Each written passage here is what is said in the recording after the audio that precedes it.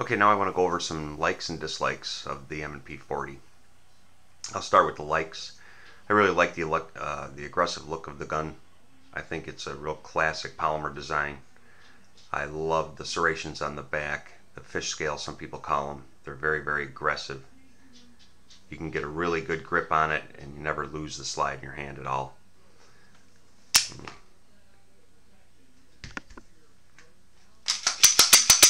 Make sure it's clear. I love it. It's a natural pointer. It feels real comfortable in your hand. I like the way that your hand sits up high on the bore axis. Really, I think helps cut down the recoil of the gun. Very comfortable stippling on the back strap. Not overly aggressive. Could maybe be a little bit more aggressive, but I've never had a problem with it sweating here in Florida or anything while I was shooting the gun. So very comfortable. Can put a lot of rounds down range. Your hand doesn't bother you whatsoever. I like the fact that the magazine release button is also stippled. I really like the 3-dot white sights. I wish they were night sights, but they're not. They're very clear, very white. You can see them, get good acquisition on your target. Adjustable back. So that's the likes of the gun. Very accurate. The trigger really isn't bad. Striker fire, double action only trigger. A lot of people have complained that on the M&P that their trigger was a little gritty. I haven't had that problem whatsoever. Brakes really clean, really crisp, no creep. And reset, although hard to hear, a little tough to get, but it does have a halfway decent reset right there. So not a bad trigger. I can definitely work with a trigger like that. Now on to the dislikes. There's quite a few. This is kind of a love to hate kind of gun for me. I picked it up a few months ago. I've had it at the range a number of times. I've put probably 1,500 rounds or so downrange. Factory ammo, I've had no issues whatsoever. Reloads have been a little bit of an issue for me. I've been reloading for about 5 years and I haven't had major issues with any other guns except for this one. It's a pretty finicky gun when it comes to my reloads. So I've been working on that a little bit and tightening up my tolerances, and we're going to get it to run because, again, it's a love to hate gun. I like the gun so much. It shoots really well, nice trigger, real accurate, but have had a few malfunctions. When I get back into the IDPA events, I really want something a little more dependable. And again, this gun is basically for that. I don't carry this gun by any means, so it's not a life or death situation thing. So I'm going to keep going with this gun, and we're going to see how we're going to get it to run. So anyway, that's that. Second thing I really don't care about is Smith & Wesson decided that their takedown lever was going to be spring-loaded. It does not stay down. See? It does not stay down when you push it down. So you have to have kind of long fingers to actually hold it while releasing the slide. Or this pops up and the slide racks forward, which I do not like whatsoever. I think it makes it way harder to take it down, and if your fingers are up there, boy, I'll tell you what, you could have some trouble.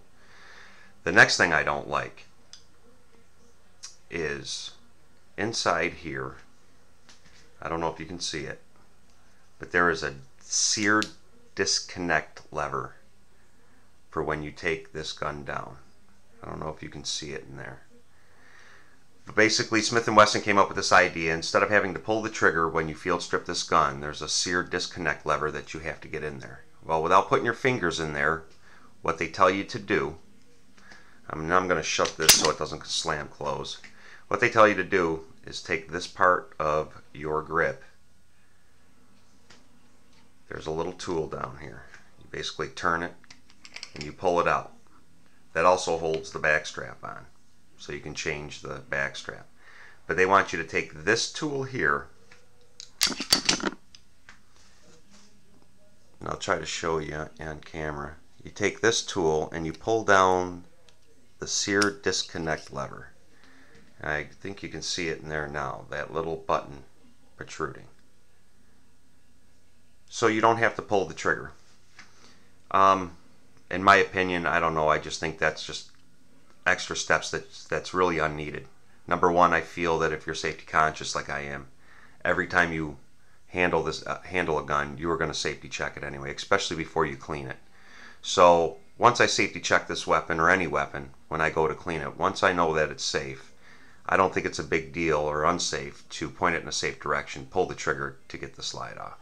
I just think this is an added step that's just doesn't really add anything to me.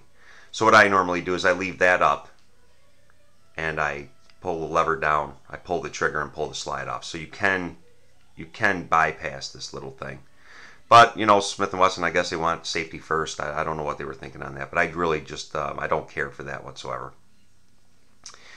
And last but not least, Smith & Wesson over the last couple months, all the research I've done online and found out, they've been having some serious issues with their sights. The very first time I took this gun to the range, my front sight flew right out. I don't think I had but 10 shots downrange with it, and this was no longer there. The sight itself was still there, but the white on the inside came flying out. So I know Smith & Wesson's customer service is top notch, but I don't want to send my slide back and have it gone for a week or two just because of that sight. So what I did is I just dabbed a little bit of white sight paint in there, put a little clear nail polish over it, and I haven't had a problem with it since. So those are the dislikes. Overall, I really like this gun. I think it's a great gun. Again, I've had a couple little issues with it, but I will iron those out.